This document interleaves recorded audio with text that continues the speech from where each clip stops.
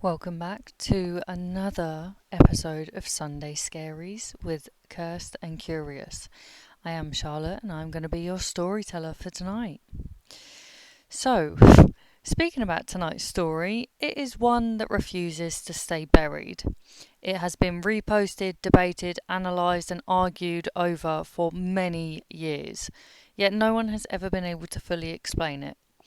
Search and rescue officers across the US have quietly admitted that something strange happens in national forests. Not monsters, not ghosts, something subtle. Something wrong. This story is known as The Stairs in the Woods. I'll read the full account first and then we'll break it down. What it could mean, where it might have come from, and why it still makes people uneasy long after the story ends. Let's begin if you're ready. This is the story of the stair in the woods. I work for search and rescue. I've been doing it for over a decade. I've seen what exposure does to the human body. I've found people weeks too late. I've recovered things that I don't talk about at dinner parties. But there's one thing we're trained not to discuss outside of the job: the stairs. When people go missing in forests, the searches usually follow the same pattern: trails, water sources, elevation changes, but sometimes we find something that shouldn't be there. Staircases. No house, no rubble, no sign that a building ever existed. Just a set of stairs, standing alone in the woods. They vary in design. Some are concrete, some are wooden, some look like they belonged in a grand mansion. Others are narrow and rotten, barely holding themselves together. Every search and rescue officer knows the rule: do not approach the stairs, do not touch them, do not let civilians near them, and whatever you do not climb them. The first time I saw one, I thought it was a prank. It was during a search for a missing child, 7 years old, wandered away from a campsite. The forest was thick, old, and quiet in a way that makes your skin crawl. About 3 miles in, I saw it. White wooden steps, clean, unweathered, leading up to nothing. No foundation, no debris, no explanation. I radioed it in. My supervisor went quiet for a moment before telling me to mark the location and move on. His voice was clipped, nervous. Later that night, I asked him about it. He told me that sometimes people disappear near the stairs, not always, but often enough to notice a pattern. He told me about a hiker who climbed a staircase and never came back down. His screams were heard for hours, echoing through the trees, getting quieter until they stopped. No body was ever found. Another case involved a woman who touched the stairs and started crying. She was uncontrollably crying. She kept saying that they felt wrong. She had to be sedated in the end. And then there are the children. Children are drawn to them. They say the stairs feel safe, familiar, like home. That's why, during searches for missing kids, if stairs are found nearby, the search becomes urgent, desperate. Because if a child climbs them, we almost never find them alive. Some officers believe the stairs aren't physical places, they're thresholds. Others think they're traps, or leftovers from something that existed before the forest grew back. The worst case I ever worked happened 3 years ago.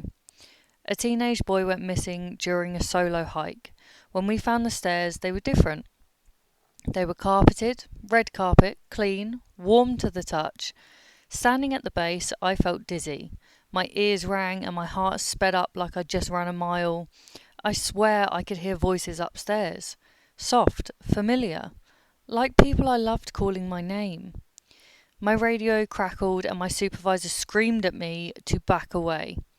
I didn't realise how close I'd gotten until he said it.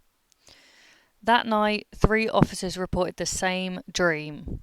They were standing at the top of the stairs, looking down, watching someone climb up towards them. We sealed off the area, told the family that terrain was too dangerous to continue the search right now. The stairs were gone when we returned 2 days later. No disturbance in the soil, no drag marks, nothing. Just trees. And one missing boy, still not found today. So, let's unpack this. This story messes with people because it's grounded. It's written like a professional account. It's calm, methodical, no exaggeration, no jump scares, and that sort of makes it worse. There are many theories about it, especially with all the readers and the people that love a debate, like myself. So we're going to go through a few of them. So, theory one, the thresholds. Many readers believe the stairs represent liminal spaces, so that's places where reality thins.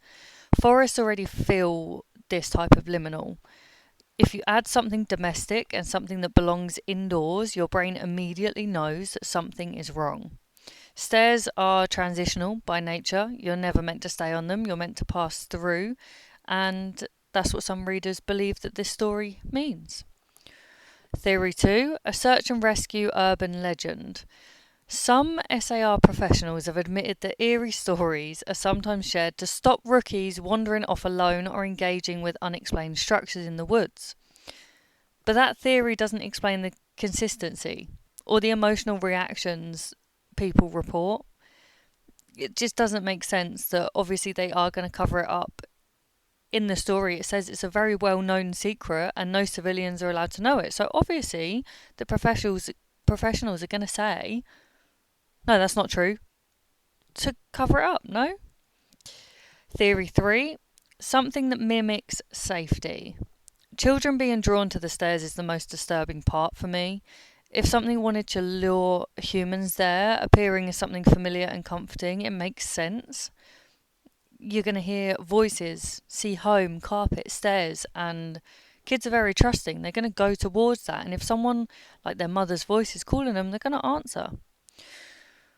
So why this story sticks, do you think? Because forests swallow people every year? Because you shouldn't go hiking on your own? You should at least go with someone that you trust, a guide. Maybe because stairs shouldn't exist without buildings and it's just a bit freaky that stairs appear in the woods.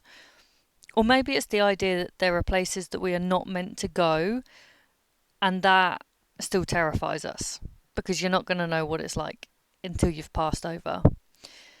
And also, if you've ever walked in the woods and felt watched, this story gives that feeling a shape. I know it felt that way for me. So here's the question. If you're deep alone in the forest, don't do that. Don't go alone, for starters. But still, if you were deep in the forest, alone, and you found